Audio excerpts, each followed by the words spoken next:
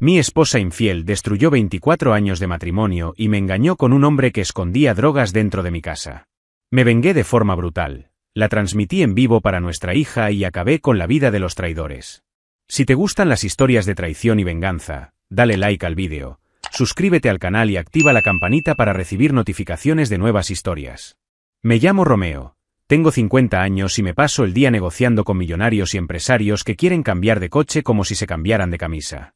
Llevo casi 2 décadas vendiendo coches de lujo y puedo decir con orgullo que siempre he podido mantener a mi familia con dignidad.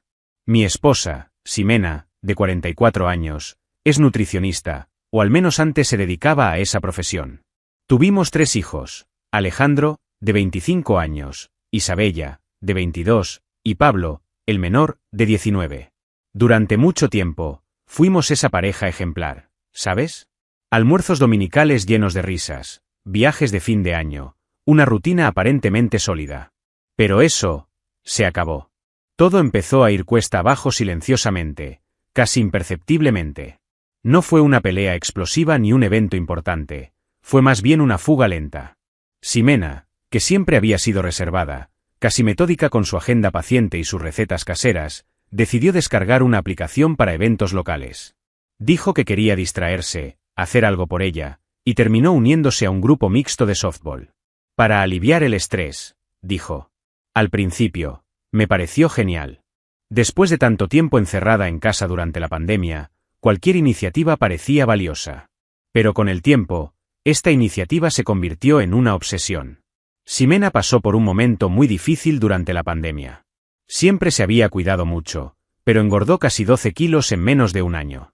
Intentó ponerse en forma con dietas locas y gimnasios en línea, pero nada funcionó de inmediato.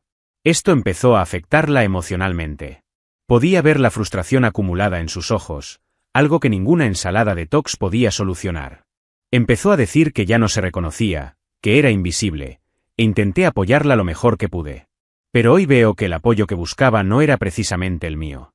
El equipo de softball se convirtió en un escape. De repente, Ximena pasaba más tiempo entrenando que en casa. Antes, los domingos eran sagrados para la familia, pero ahora siempre llevaba su uniforme sucio en la mochila, saliendo a toda prisa y volviendo con excusas. Cada vez que le preguntaba si no estaba exagerando, respondía con un tono irritado, como si intentara sabotear la poca cordura que le quedaba.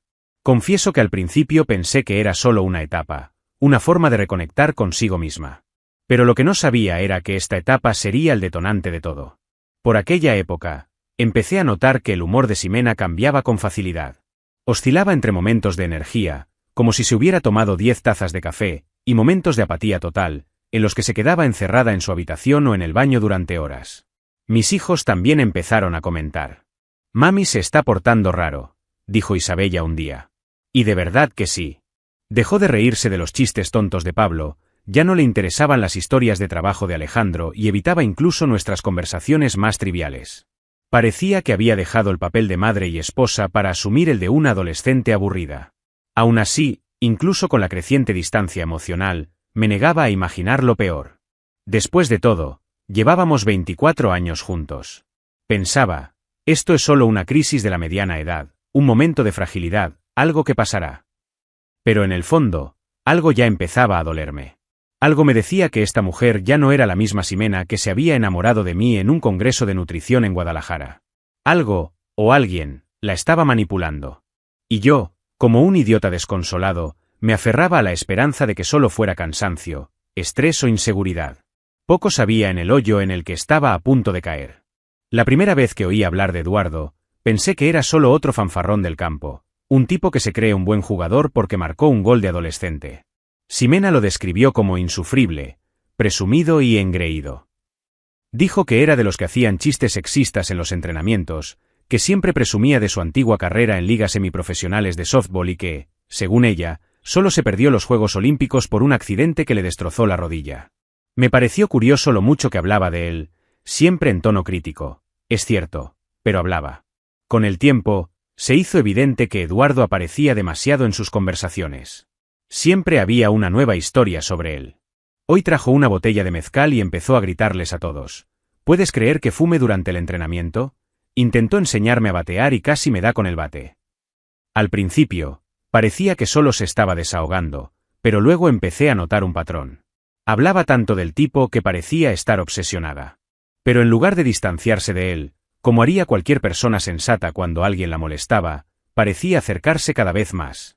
Una noche, llegó a casa con los ojos rojos y la ropa impregnada de ese inconfundible olor a marihuana. Me quedé impactado. Ximena siempre había sido la más estricta de la casa con las drogas. Siempre les daba un mensaje firme a los chicos: quienes consumen marihuana pierden el control de sus vidas, que las drogas son sinónimo de decadencia. ¿Y ahora, traía ese olor a mi sala? Cuando le pregunté, se rió con desdén, diciendo que solo eran los chicos del equipo fumando cerca de ella, y que probablemente la ropa olió. Pero ese probablemente empezó a ocurrir con más frecuencia. Y su nombre siempre aparecía. Eduardo esto, Eduardo aquello. Empecé a atar cabos. ¿Estaba consumiendo? ¿De verdad estaba involucrada con ese tipo al que decía odiar? Empecé a observar más de cerca. Sus horarios se alargaron. Decía que iría a entrenar a las 6, pero volvía casi a medianoche. Y ni siquiera volvía sudada ni con el uniforme sucio. A veces, ni siquiera traía los guantes. Cuando le preguntaba, cambiaba de tema, se ofendía, decía que estaba paranoico. El cambio fue tan repentino que hasta los niños lo notaron. Isabella le preguntó directamente a su madre si fumaba. Alejandro dijo que había visto unos mensajes en su celular mientras dormía en el sofá. Unos audios raros. Papá. Como hombres diciendo tonterías. No quería creerlo. Aun con todas las pruebas, aún tenía esa parte estúpida que quería buscar otra explicación. Un amigo del trabajo incluso comentó, medio en broma: ten cuidado con esos entrenamientos nocturnos, Romeo. Cualquiera que juegue softball a las 10 de la noche está mintiendo o jugando a otra cosa. Pero lo peor ni siquiera era la posibilidad de traición, sino la hipocresía. ¿Cómo era posible que alguien que siempre había predicado tanto sobre moralidad, familia y disciplina se encontrara ahora sumergida hasta el cuello en un mundo que ella misma condenaba? ¿Cómo podía mirar a sus hijos a los ojos después de años diciendo que las drogas eran la destrucción de la juventud? Aún no tenía pruebas, solo sospechas. Pero algo dentro de mí ya se estaba pudriendo. Y con cada mención del nombre de Eduardo, sentía como si alguien me encendiera cerillas en el pecho. Con el tiempo, Ximena pasó de estar ausente a estar irreconocible. Ella, que siempre había sido metódica organizando la casa, simplemente lo dejó todo. Las comidas se convirtieron en comida rápida o enlatada. La mujer que antes preparaba sopa casera incluso para sus vecinos. Resfriados ahora pensaba que era absurdo cocinar arroz. ¿Lavar la ropa? Olvídalo. ¿Basura acumulada? Al diablo. Era como si hubiera abandonado su rol de madre y esposa, como si la casa fuera un hotel donde solo dormía. A veces, ni siquiera eso. Intenté hablar, entender qué pasaba, pero solo conseguí silencio, desprecio o esa fría frase: no tengo energía para esto. El Día de Muertos, una fecha muy importante aquí en México, Ximena desapareció. Dijo que iba a pasar la noche con unos amigos del equipo haciendo ofrendas y recordando a los muertos, pero regresó a la mañana siguiente, diciendo que tenía un problema con el coche y que su celular no tenía batería. Me pareció extraño. Su coche estaba en perfecto estado y siempre llevaba una batería externa en el bolso. No funcionaba. Cuando llegó, yo estaba despeinada, sudorosa, con ese olor familiar que ya me revolvía el estómago. Pero lo peor no fue eso. Fue que ni siquiera preguntó por sus hijos, que no le importaba nada más que ella misma. Los chicos también lo notaron. Isabella, que siempre había sido muy unida a su madre, intentó hablar con ella y se divirtió mucho. Alejandro y Pablo empezaron a hablar entre sí, sintiéndose un poco incómodos. «Papá, ¿se separan mamá y tú?», preguntaron durante una cena tensa, donde Ximena ni siquiera apareció. Dije que no, pero mentía. No porque ya hubiéramos tomado la decisión, sino porque, en la práctica, ella ya había empezado el proceso por su cuenta. Simplemente no me lo dijo. Empecé a prestarle más atención a todo: hábitos, horarios y, sobre todo, dinero. Me di cuenta de que su cartera siempre estaba vacía. Y, peor aún, cada vez que le preguntaba por las finanzas de la casa, cambiaba de tema o hacía bromas irónicas. «Oye, te ganas bien la vida, ¿verdad?», decía, con una burla que nunca le había visto. Empecé a revisar los gastos y me di cuenta de que había un extraño hueco en el presupuesto familiar. Empezaron a faltar cosas pequeñas en casa, como si ella ya no aportara su parte. Al principio, Pensé que era por la reducción de pacientes. Pero cuando le pregunté por su agenda, dijo que estaba llena de clientes, lo cual no tenía sentido. Su irritación se volvió constante. Cualquier pregunta era un ataque, cualquier sugerencia, una pelea. Yo, que siempre había intentado mantener la paz en casa, empecé a andar con pies de plomo. Y aún así, terminé siendo la mala. Los niños empezaron a evitar hablarle, como si estuvieran perdiendo lentamente a su madre. Isabella fue la primera en verbalizar lo que todos sentían. Mamá no está, ni siquiera cuando está en casa. Fue como un puñetazo. Era cierto. Ella estaba físicamente allí, pero su cabeza, su corazón, ya estaban en otro lugar. Empecé a investigar por mi cuenta, discretamente. Nada formal todavía, pero leía sus mensajes cada vez que dejaba el teléfono desbloqueado, revisaba sus extractos bancarios con más frecuencia, les preguntaba a sus hijos si sabían algo. Era obvio que había alguien. O algo. Quizás ambas cosas. Pero ella lo negaría hasta el final, lo sabía. Esa Ximena que conocía, que incluso me compartió el extracto de su tarjeta del supermercado, se había convertido en una extraña. Y cuanto más intentaba acercarme, más se distanciaba ella, como si le diera asco. La gota que colmó el vaso fue cuando recibí una notificación en mi teléfono a las 10:47 de la mañana de un martes cualquiera. Era del banco, retiro de efectivo, cuenta conjunta $26,000 pesos mexicanos. Me quedé paralizado. Era una suma demasiado alta para ser casual. Ese mismo día, la esperé a que llegara a casa y le pregunté con calma. Su respuesta fue una de las más mal ensayadas que he escuchado. Era para una amiga, tiene un hijo enfermo, me lo devolverá luego. Ni siquiera dijo su nombre. Ninguna justificación, nada.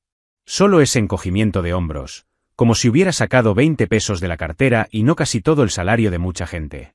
A partir de entonces, todo se convirtió en números en mi cabeza. Hojas de cálculo, estados de cuenta, recibos. Quería saber exactamente cuánto aportaba al hogar.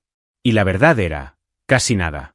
Durante los primeros años, cubría la mitad de las facturas con lo que ganaba como nutricionista. Después de la pandemia, entendí que el número de consultas había bajado y acepté que aportaría menos. Pero ahora prácticamente no aportaba ni un céntimo. Y no era por falta de pacientes, porque de vez en cuando aparecía con ropa nueva, perfumes caros e incluso zapatillas deportivas que sé que costaban miles de pesos. La confronté de nuevo. No le grité, no la insulté. Solo le pedí que me aclarara las cosas. Le dije que si algo andaba mal, era hora de decírmelo. Puso los ojos en blanco, se puso cansada y soltó. ¿Quieres que te pida permiso para gastar ahora? Me dio asco como lo dijo. No se trataba de pedir permiso, sino de respeto, compañerismo, verdad. ¿Éramos una pareja o solo dos desconocidos que compartían el mismo techo y fingían ser normales para no asustar a sus hijos? Los chicos también empezaron a cuestionarme.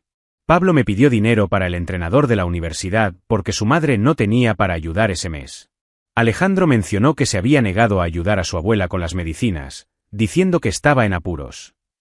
Pero lo que realmente me hizo estallar fue escuchar de Isabella que su madre le había pedido prestados 1,000 pesos para comprar gasolina. Y aquí está la cosa, había hecho un retiro de $26,000 pesos mexicanos apenas unos días antes. Sentí como si estuviera viendo cómo mi propia vida se evaporaba por un agujero invisible que no podía tapar. Fue entonces cuando llegué a mi límite. Me encerré en mi oficina y escribí un ultimátum. No una nota emotiva ni una carta de amor desesperada, sino un documento directo. Escribí, con todas las letras, que o volvía a contribuir con transparencia, o el matrimonio se rompería en ese mismo instante. Se acabaron los intentos, las segundas oportunidades. Al día siguiente, le entregué el documento mientras tomábamos un café. Lo leyó en silencio. Sin lágrimas, sin gritos.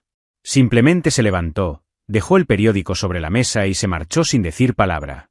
Esa noche dormí solo. Y por primera vez, deseé que no volviera. Ya no era solo dolor, era cansancio. Un cansancio intenso, de esos que se sienten en los huesos. Miré mi casa y ya no vi familia, vi ruinas. Empecé a aceptar que el amor no basta cuando se vive con desprecio. Y más que eso, empecé a preparar el terreno. Porque algo dentro de mí me decía que lo que sabía era solo la punta del iceberg. Tras ignorar ese ultimátum, me di cuenta de que Ximena no iba a cambiar con palabras. Así que decidí recurrir a algo más concreto. Busqué a un abogado amigo de la infancia, uno de esos discretos y eficientes, y le expliqué la situación. Sugirió un acuerdo informal de separación, a modo de advertencia. La idea era simple: demostrar que estaba dispuesto a llegar hasta el final si continuaba con ese comportamiento. Redactamos el documento con todos los puntos que me preocupaban: abandono del hogar, uso indebido de la cuenta conjunta, comportamiento sospechoso y falta de compromiso con la familia. Esperé el momento oportuno para entregar el documento. Estábamos sentados en el porche, en una tarde sofocante. Me preparé como si fuera a una reunión de negocios y con calma le entregué la carpeta. Ximena, esto es para que lo leas. Necesito que entiendas lo que está en juego. Hojeó las páginas, primero con desdén, luego con ira. En menos de 2 minutos, se puso de pie, con lágrimas en los ojos y la voz temblorosa. Gritó que la estaba amenazando, que era absurdo. Intentó empujarme y, en un acto de pura desesperación, rompió la primera página allí mismo. Pero no me importó. Simplemente recogí los pedazos, los guardé en la carpeta y me fui a casa. No dormimos juntos esa noche. De hecho, apenas hablamos.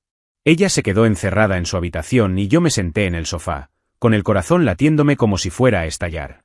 Era surrealista pensar que habíamos llegado a esto. Casados durante 24 años, con 3 hijos adultos, y ahora nos comportábamos como 2 desconocidos a punto de firmar un alto el fuego. Pero sabía que tenía que hacerlo. Si no por mí, al menos por los niños, no merecían vivir esta guerra fría. A la mañana siguiente, me sorprendí. Estaba en la cocina, con delantal, y un fuerte olor a chilaquiles flotaba en el aire. Un auténtico desayuno mexicano: pan dulce, café al horno, huevos con tomate. Me llamó por mi nombre, como en los primeros años de nuestro matrimonio. Romeo, siéntate. Hablemos. Eso me desarmó por dentro, pero no lo suficiente como para hacerme olvidarlo todo. Dijo que había estado pensando en ello toda la noche, que tenía miedo, pero que entendía el mensaje. Se disculpó. Con lágrimas en los ojos. Me perdí en el camino, pero quiero intentar regresar. Por primera vez en mucho tiempo, vi a la Ximena de antes. O al menos una sombra de ella. Aún así, no podía confiar del todo en ella. Era como un bandido que dijera que te devolvería la cartera después de vaciar tus tarjetas. Pero quería creer. Por debilidad, quizás. O por esperanza. Le dije que estaba bien, que aún había tiempo para salvar las cosas, pero le dejé claro que este sería el último intento. Y en el fondo, sabía que si de verdad tenía algo que ocultar, no podría mantener la fachada por mucho tiempo. Esa fue la calma antes de la tormenta.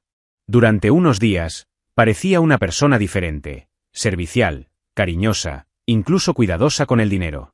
Sus hijos lo notaron. Isabella entró y dijo: «Mami es diferente, ¿verdad?», y sonrió. Pero había algo en los ojos de Ximena que me hizo dudar. Un brillo tenso, como quien representa una obra difícil. Y yo, que ya estaba hecha un manojo de nervios, comencé a prepararme en silencio. Porque si de verdad había una mentira ahí, ella pronto la descubriría. Y yo estaría lista. El cambio repentino en el comportamiento de Ximena me hizo sospechar aún más. Sonreía demasiado, demasiado servicial, como si intentara ocultar el rastro de algo muy malo. Fue entonces cuando decidí no esperar más y actuar. Compré un timbre nuevo con cámara, de esos que graban cada movimiento y te envían una notificación al celular. Lo instalé una tarde cuando dijo que iba al supermercado, y menos de una semana después, me llevé la primera sorpresa. Eduardo, mi compañero de softball, entró en mi casa con la naturalidad de quien tiene llave. El vídeo me dejó sin aliento.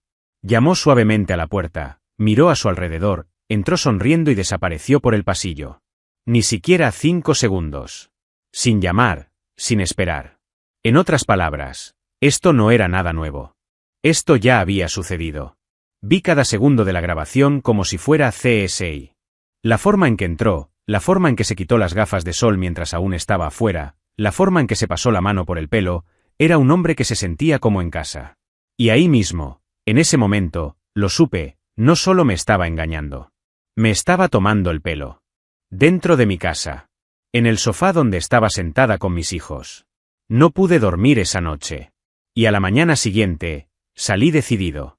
Compré 2 cámaras ocultas, una para la sala y otra para nuestro dormitorio. También compré 2 grabadoras de voz pequeñas, que escondí detrás de la estantería y debajo de la mesa del comedor. Para rematar, instalé un rastreador en su coche. Y antes de que me juzguen, les diré esto: cuando sienten que viven con un enemigo infiltrado, la única forma de protegerse es saber con quién están tratando. Necesitaba pruebas. Y en menos de una semana, tenía más de lo que esperaba. Los mensajes de voz entre ellos eran una mezcla de asco y vergüenza. Él le hablaba como si le hablara a un objeto. La llamaba morrita caliente, bromeaba sobre su marido cuadrado y se burlaba de la vida que había llevado antes. En un mensaje de audio, le dijo: «Hoy me lo estoy pasando mejor. Y si te portas bien, te irás con un regalo». Y ella se rió. Ella, que les había prohibido a sus hijos escuchar reggaetón porque era vulgar, ahora era cómplice de un narcotraficante clandestino, intercambiando favores por drogas. El rastreador mostró que iba casi a diario a un taller en el barrio vecino, el taller de él. Pasaba horas allí. A veces salía del trabajo enseguida y ni siquiera pasaba por casa. Otras veces, iba a la hora del almuerzo y decía que estaba con pacientes. E incluso con toda esta doble rutina, seguía fingiendo ser la esposa modelo delante de sus hijos. En ese momento, ya no sentía rabia, sino asco. Una especie de decepción incurable. Estaba lista para afrontar la verdad. Solo me quedaba verla con mis propios ojos. Y eso fue lo que empecé a planear, algo flagrante. Algo definitivo. Porque todo lo que tenía hasta ese momento, por repugnante que fuera, aún podía negarse. Podría decir que Eduardo era solo un amigo, que las drogas eran plantas medicinales, que los audios estaban fuera de contexto. No. Quería exponerla. Quería que el mundo viera quién era realmente. Y en ese momento, el Romeo traicionado empezó a dar paso al Romeo estratégico. Esperaría el momento oportuno. Y cuando llegara, no habría vuelta atrás. Eduardo no era precisamente discreto. Su coche destacaba incluso en la oscuridad, un Dodge Charger de 1970 modificado con pintura borgoña metalizada, suspensión baja y un escape que parecía anunciar su llegada a 5 manzanas de distancia. Cuando lo vi estacionado en mi calle, me quedé paralizado. Y después de revisar las grabaciones del timbre, me di cuenta de que ya había aparecido más de 4 veces en menos de 2 semanas. Era como si tuviera vía libre para entrar en mi casa, y eso me dio asco. Empecé a planificar los horarios. Usé el rastreador del coche de Ximena para entender sus rutas y las comparé con las imágenes de la cámara frontal. Todo coincidía. Las visitas de Eduardo al taller eran frecuentes, siempre a la misma hora, los martes al final de la tarde, los jueves al mediodía y los sábados por la mañana. Y el patrón era siempre el mismo: coche aparcado lejos, entrada por el lateral del taller y salida sin prisas. Si quería pillarlos a ambos en plena acción, necesitaba algo más que vigilancia digital. Necesitaba un escenario. Fue entonces cuando descubrí, mientras limpiaba el jardín, una pequeña bolsa de plástico con hierba escondida detrás de una planta ornamental. No estaba allí antes. La recogí con guantes, le tomé una foto y la cambié por un manojo de orégano seco, para ver si alguien la echaba de menos.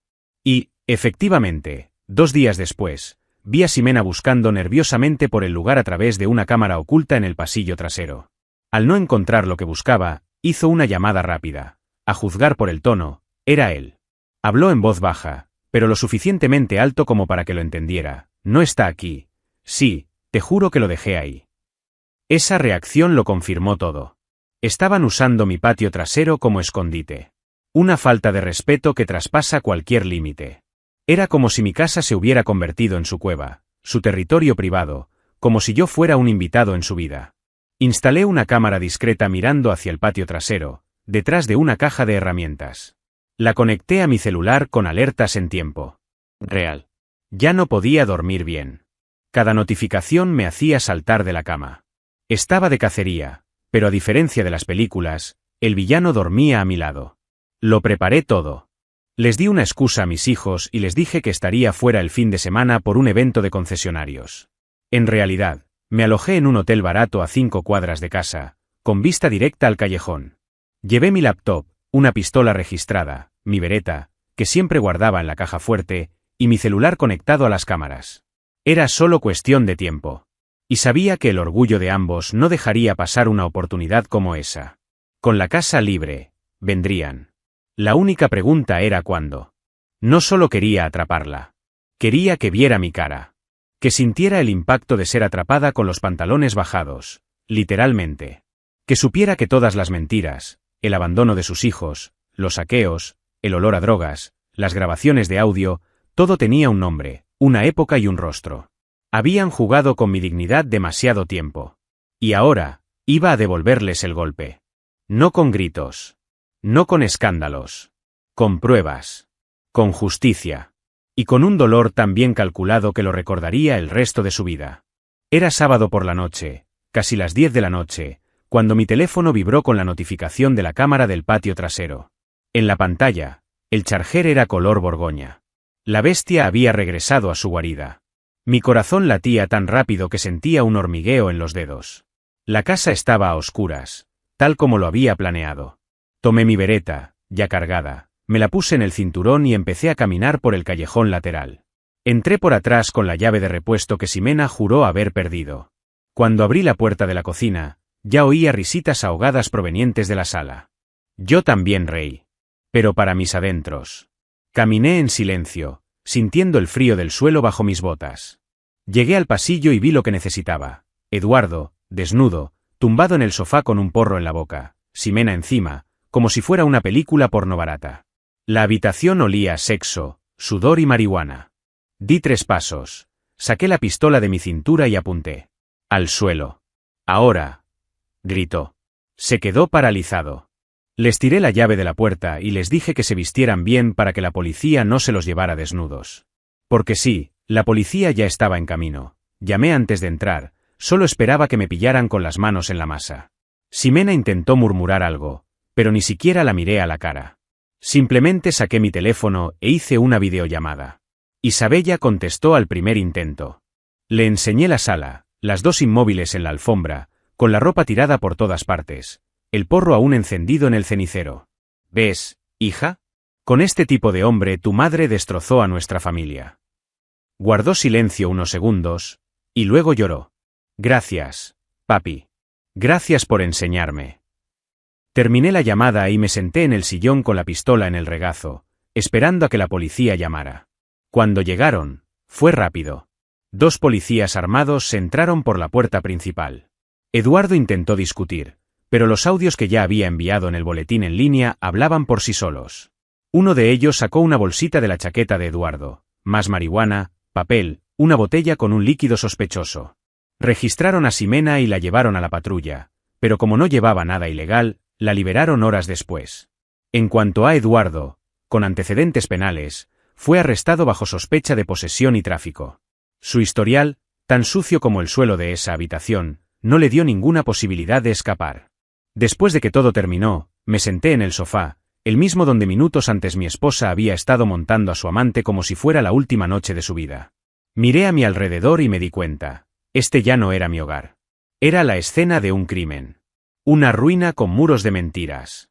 Ximena regresó de madrugada, con los ojos hinchados, el maquillaje corrido y su arrogancia habitual. No pidió perdón. Simplemente entró, subió las escaleras y se encerró en la habitación. No dijo ni una palabra. Y, sinceramente, en ese momento, ya no importaba. A la mañana siguiente, los chicos ya lo sabían. Isabella les mostró la grabación que les había enviado. Alejandro palideció.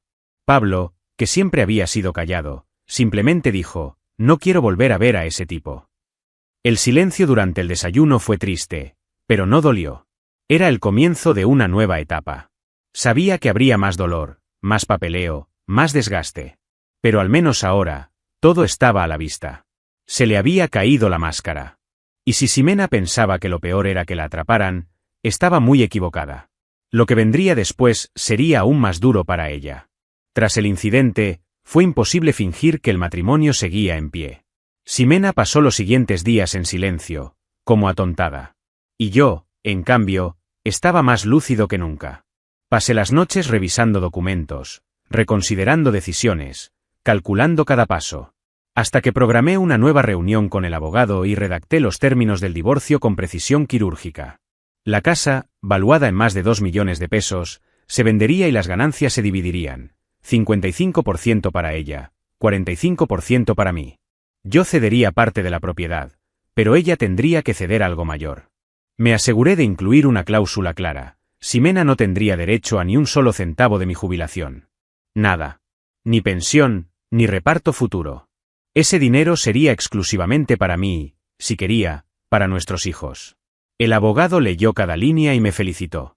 Dijo que era uno de los acuerdos más justos e irónicos que había visto.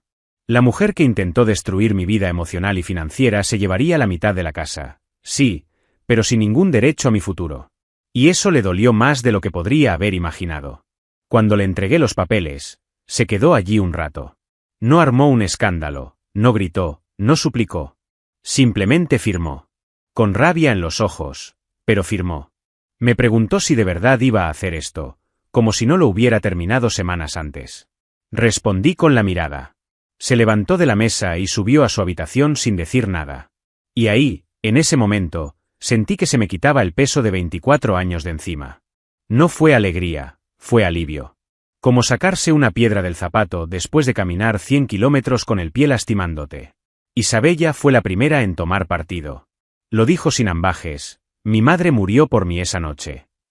Rompió lazos. Él la bloqueó en todas las redes sociales, ignoró sus mensajes y se negó a responder a sus llamadas. Alejandro y Pablo fueron más comedidos. Siguieron hablando con ella, pero con una distancia fría y formal. Un hola, por aquí, un buenos días, por allá, pero sin intimidad ni afecto. La casa se convirtió en territorio neutral, como una zona de guerra donde todos evitan pisar minas terrestres. Y ella lo sintió. Perdió la moral. Perdió la confianza. Perdió a sus hijos. Incluso con el acuerdo firmado, seguimos viviendo en la misma casa por cuestiones burocráticas. 2 meses de fría convivencia, en habitaciones separadas, apenas cruzándonos en los pasillos. Yo cocinaba para los niños, cuidaba el jardín, mantenía la rutina. Ella se encerró en su habitación y salió con el rostro inexpresivo, casi fantasmal. El orgullo que tanto había usado para destruir nuestra relación la dejaba atrapada en su propio silencio. La mujer que se creía astuta por ocultar traiciones ahora era solo una sombra sin argumentos. No hubo una disculpa sincera. Ningún intento real de reconstrucción. Solo silencio. Y ese silencio era el eco de la culpa. Había perdido todo lo que realmente importaba: respeto, hijos, dignidad. Y ahora, estaba a punto de perder incluso su techo. La miré y ya no vi a la mujer con la que había construido una vida. Vi una consecuencia ambulante. Y lo peor es que ella misma eligió esto. Destruyó su propia casa por un narcotraficante de baja estofa. Y por mucho que me doliera, estaba en paz. Porque al final, la justicia apenas comenzaba. Han pasado 22 días desde que firmó los papeles. Quedan 68. Estamos contando los días. Seguimos compartiendo el mismo techo, pero en habitaciones separadas. El ambiente en la casa es como el de un tribunal. Cada paso suyo resuena como si el suelo sintiera vergüenza. La casa, oficialmente en venta, ya ha recibido 2 ofertas serias. Y cada vez que aparece un agente inmobiliario para enseñar las habitaciones, siento como si estuviera vaciando un ataúd. Porque esta casa ya está muerta. Murió el día que los vi desnudos en mi sofá, pensando que nunca los pillarían. Mientras se procesaba el papeleo, seguí investigando. Descubrí que Eduardo no era solo un holgazán, tenía antecedentes. Posesión ilegal de un arma, 2 cargos de agresión y un viejo caso de narcotráfico que finalmente fue desestimado por falta de pruebas. Ahora, con el arresto en mi casa, podría recibir hasta 3 años de cárcel. Quizás más. Los abogados dijeron que la reincidencia es un delito grave. Y lo mejor, esta vez lo atraparon con las manos en la masa, en la casa de un hombre casado, con audios, vídeos y drogas. Va a ser difícil escapar. Pero la venganza que más me satisfizo no vino de la policía. Vino de la inteligencia. Conseguí la matrícula del Charger, consulté a un amigo que trabaja en tráfico municipal y encontré la dirección de Eduardo. Pasé 2 noches vigilando el lugar.